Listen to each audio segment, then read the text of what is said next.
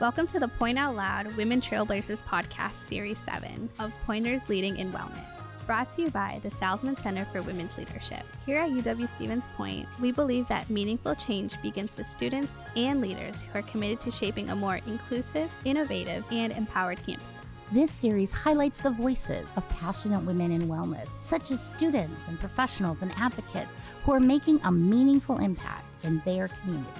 From campus initiatives to workplace programs, these leaders are redefining what it means to lead with health, compassion, and purpose. As Frida Kahlo once said, at the end of the day, we can endure much more than we think we can. Today, we honor the women showing resilience and courage in every step they take. Our next guest is Kaitlyn Haese, a Certified Wellness Practitioner and graduate of UW-Stevens Point in Health Promotion and Wellness. She leads an employee engagement committee in a local healthcare system, developing wellness initiatives for over 80 employees.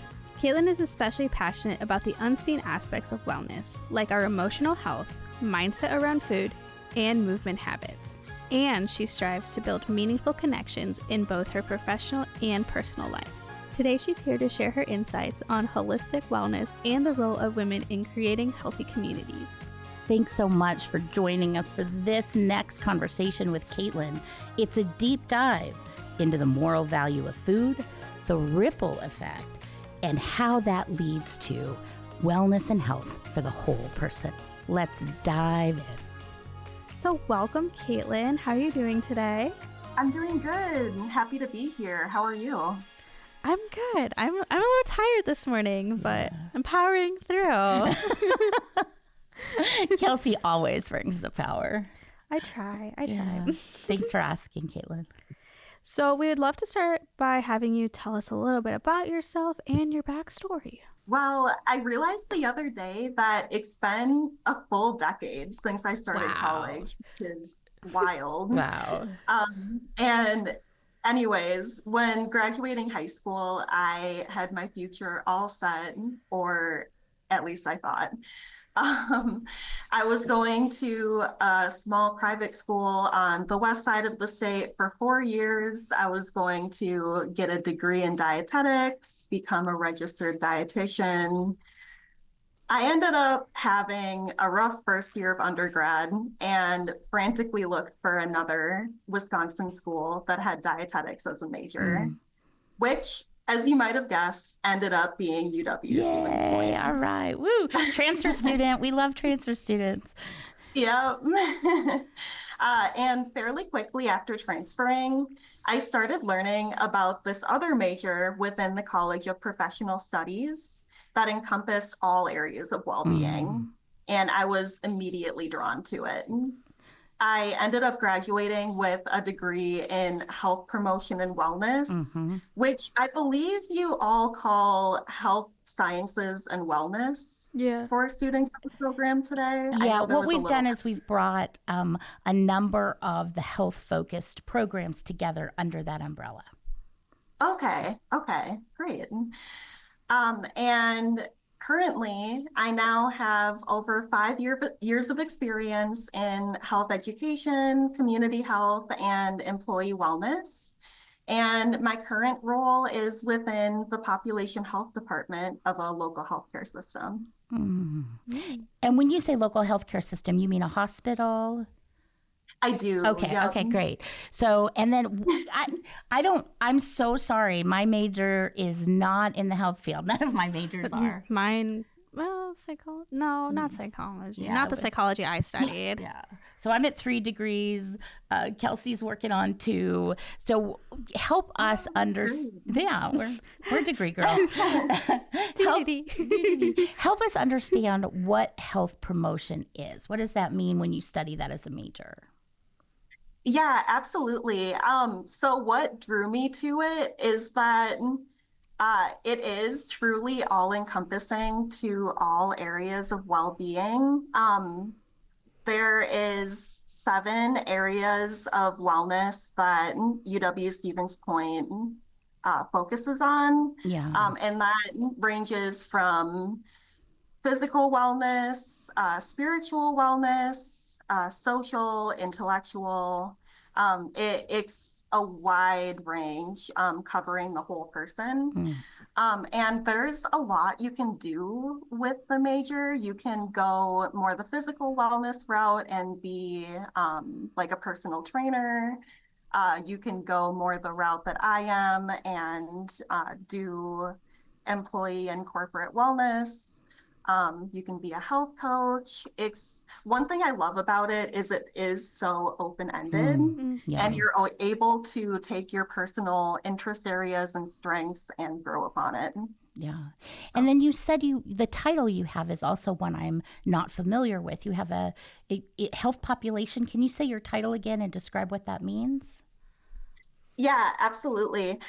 So I am a wellness specialist within a population health department. And so we are focused on the social determinants of health and caring for both the employees within the health system that I work for and the community at large. Got it. Wow. So because you do that, I see that you do that for about 80 employees. Is that right? Yeah, yep. And actually, leading that engagement committee is just a small part of my role. It's a part that I really enjoy, so I wanted to highlight it. Yeah. Yeah, yeah.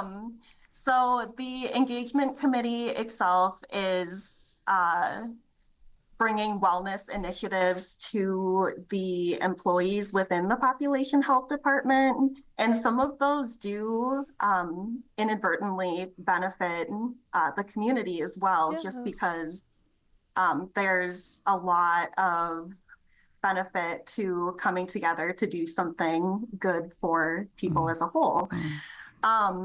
And I am very honored to be in a leadership position in that committee. Besides for that, I also am the first point of contact for small group wellness programs that we offer for both employees and the community. And then I also work with health coaches on a variety of tasks as well. Yeah. So it's something new every day. I really love it. I love that.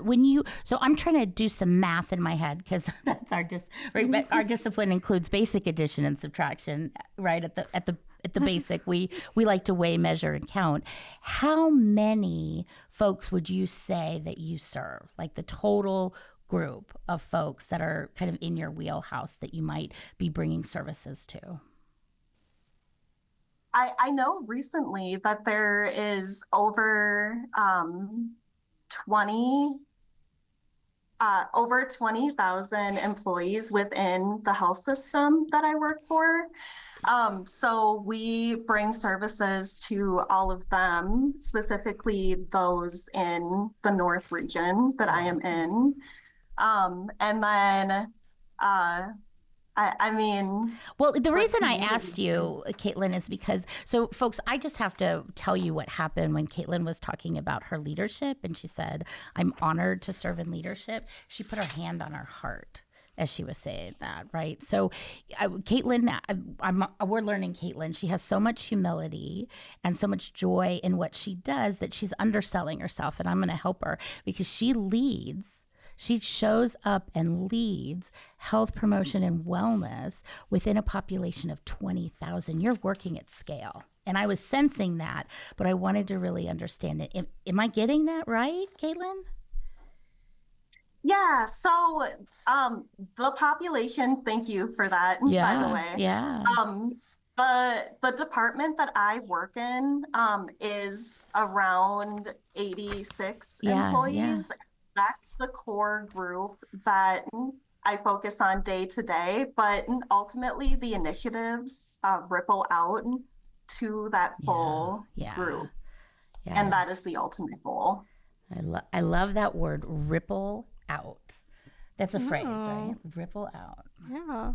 I've never really heard that phrase before until now. Yeah, ripple out. It's that. So I like that. So I'm learning right now that one of the maybe more powerful impacts of wellness is the ripple. Interesting. Very interesting. Yeah, it's those small changes over time. Yeah. Okay. So by everything that you do, you sound busy, which is good. But how do you maintain your own well-being while supporting the wellness of others? Yeah, absolutely. I I affirm and remind myself that my feelings and emotions are valid too. How can I care for the well-being of others if I'm neglecting my own needs? Just like eating and movement, emotional health can also become intuitive with practice. Yeah. Okay, that gives me inspiration. Cuz like I care so much about others, like their well-being and how they're doing in life, and I'm always there for them, that I forget to take care of myself too. I would much rather take care of somebody else than myself. So I always have to remind myself, like, it's okay for Kelsey to take a break. It's okay for Kelsey to say, no, I really don't want to go out. Or, no, I don't want this. So I always try to remember that. I'm really bad at it because I always try to say yes to others, but never to myself. But I'm learning. Absolutely. A lot of it goes into, we all have this inner voice, and with practice, you can channel into it and your body will tell you what it needs. I just got to listen to it a lot more. That is definitely one of my biggest struggles, but it's a work in progress. We're getting there. We're learning.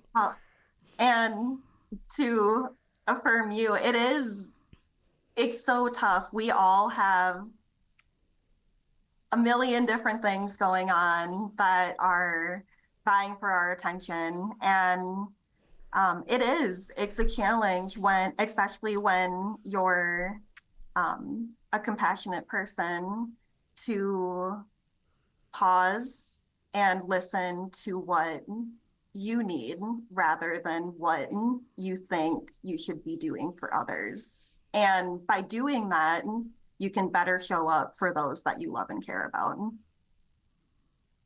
That's awesome. I really got to listen to that. I really do.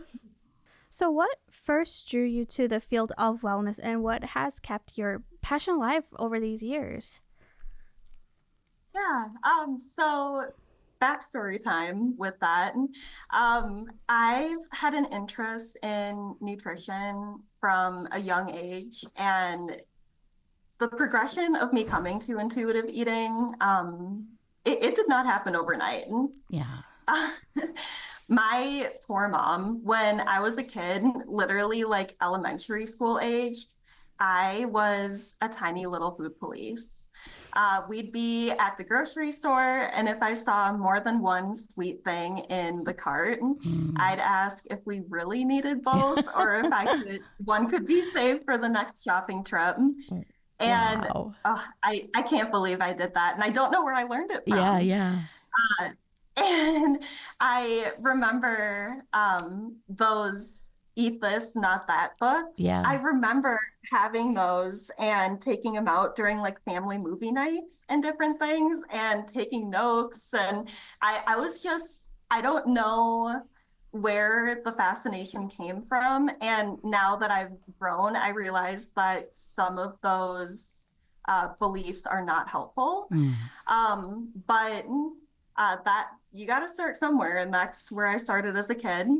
And then high school me preached everything in moderation. Yes, I was that girl. And friends who've known me for a long time are listening to this, nodding their heads.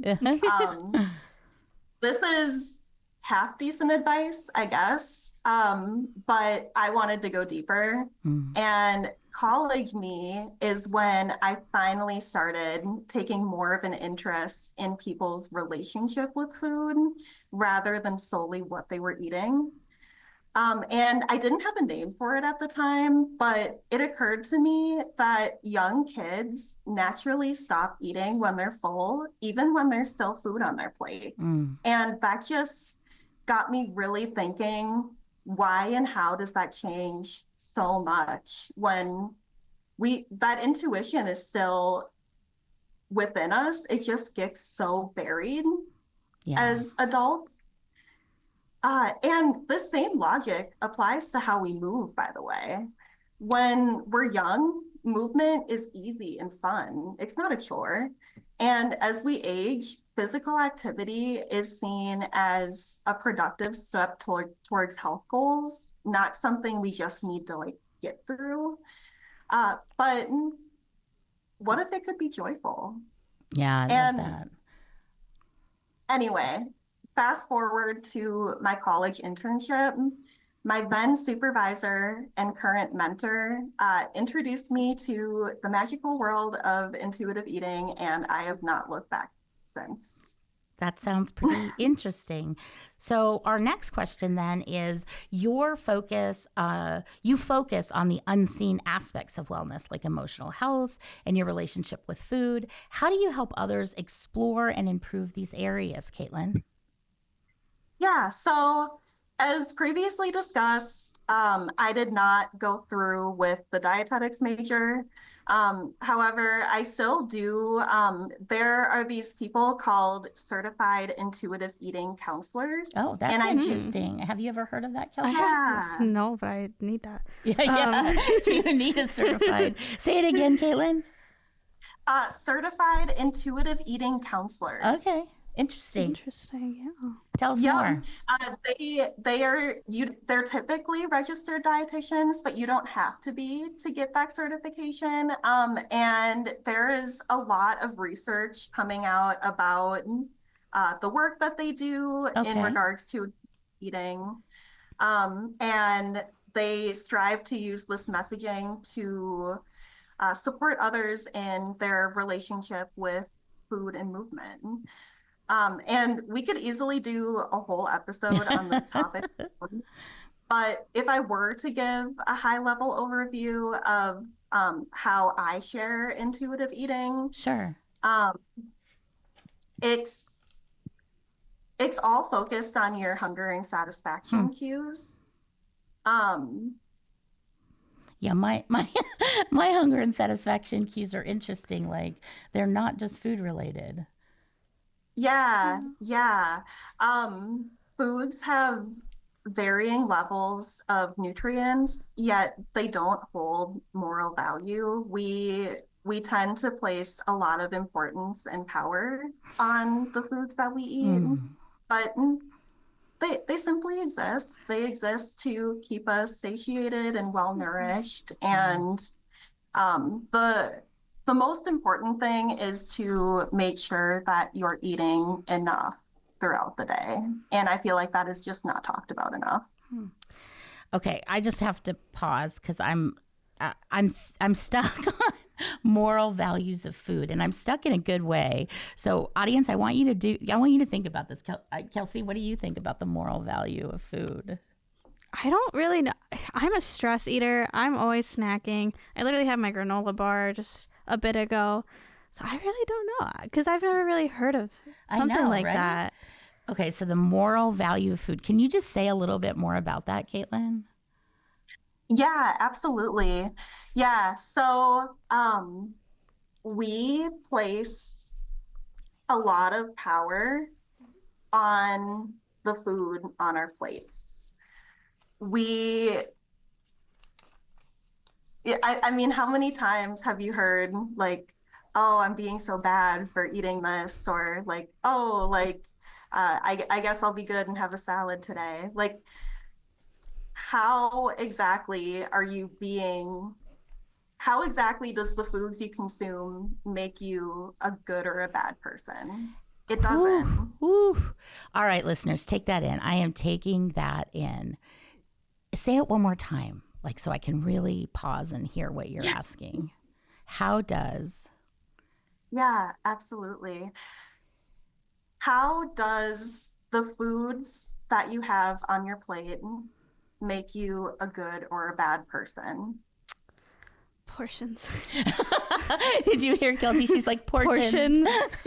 I dump the pasta on my plate and I'm like, that looks good. And then I'll go back and get another dump of pasta on my plate. And I'm like, looks fantastic. Okay, yeah, it absolutely takes practice, but with the portions, that's where the hunger the hunger and satisfaction cues come in. Because if foods aren't good or bad, you can have them available to you at all times. And why would you fill yourself past the point of comfort if you know you can always go back to it later? Yeah. Okay, that's a lot. That's good. That is good, Kaitlyn. That is a lot for us to think about. I know that Kelsey and I and our listeners are going to be playing with our understanding of the morality, the moral value of the food on our plates. I'm going to be looking at my plate differently and that scoop, right? Oh, yeah. I love my scoops of pasta, but I have to be more mindful about it because I know that I have to watch the amount of food that I do scoop because I will overeat. And then I won't eat for like 2 days. So, Kaitlyn, I'm just loving that you operate with individuals, but that you also operate with groups. So I want to ask you about leading that employee engagement committee that you lead for over 80 people, right? It's not a small task. And so what strategies do you use to create initiatives that resonate for people? Yeah, absolutely. Well, I am the one that leads those meetings, and I'm so grateful to be in that position of leadership and that my coworkers trust me with that.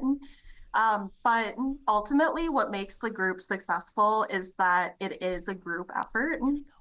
Um, it is a group effort, and I pull from unique perspectives and backgrounds. We have a really widespread group that works in all areas of population health, and it's really helpful to hear from and pull from experiences all throughout the service area. Yeah, I love that. And one of the things that we're interested in, right, because of our podcast, we're particularly interested, we see the world through our gender, right? We see the world through the lens of our gender. It's one of the ways that we see the world. And so I'm curious, Kaitlyn, how do you see women's experiences shaping the wellness field, both professionally, right, what you see going on around you, and personally for you? Yeah, absolutely. Women's health is, as you know, so complex. And Yes. historically, it has not been adequately addressed by traditional treatment methods. Mm-hmm. I have, even in the few years that I've been in the field, I have seen a positive shift and a push towards more holistic and integrated care that takes into account mind, body, spirit, social determinants of health, more those emotional aspects that you can't physically see. And that has been fantastic. Treating the whole person improves quality of life in all areas of well-being.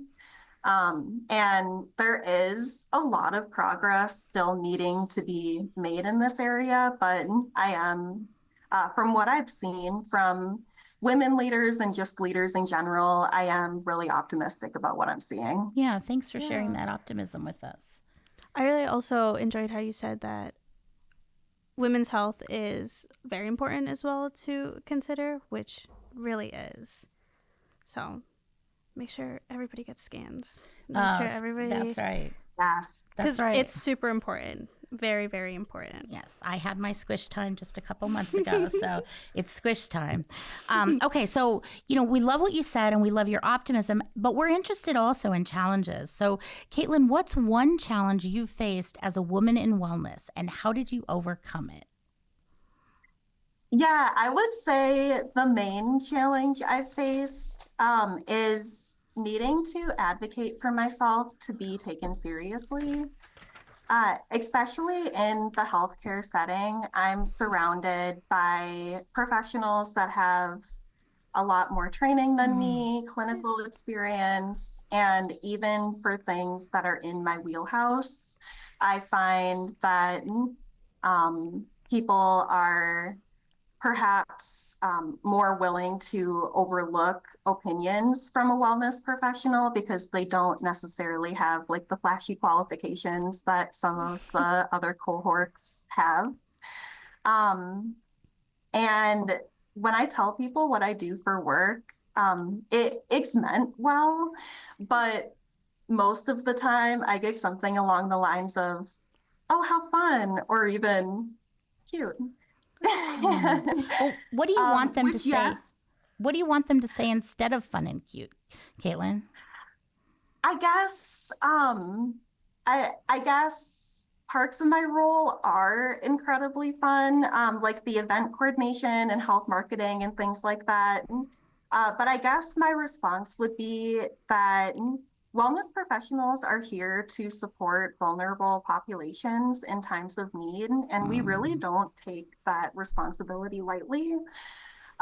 So I would say just, I mean, with it, when you're talking to a doctor, you wouldn't say how fun or cute. Like you would ask questions about their specialty and what they do. And I would love the same thing to happen with health coaches and employee wellness professionals and other people in the well-being space. I'm thinking about women and how all of our care functions get discounted, right?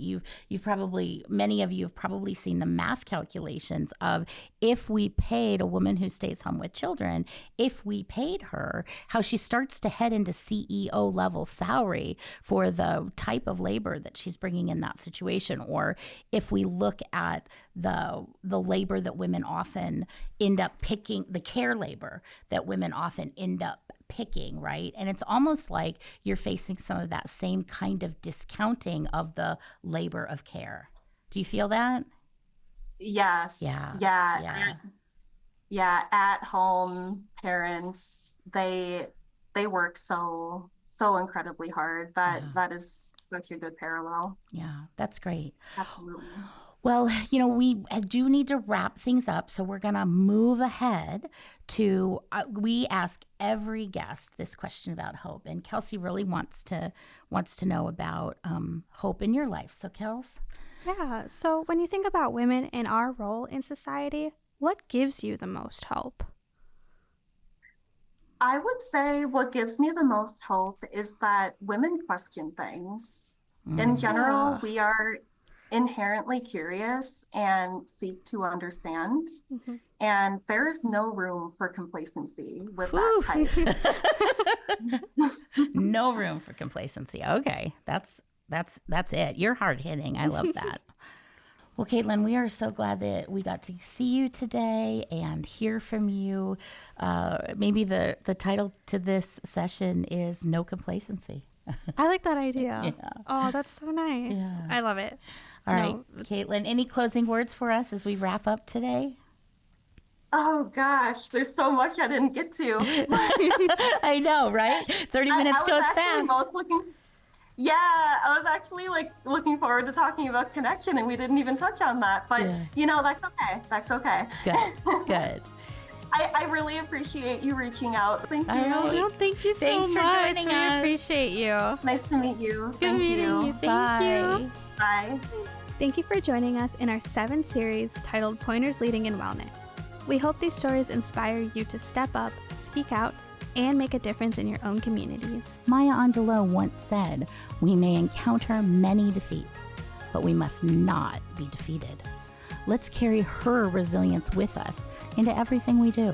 Be sure to tune in into our next series, where we will continue to amplify the voices of those creating meaningful impact. Until then, keep pushing forward, keep advocating, and hey, keep driving change.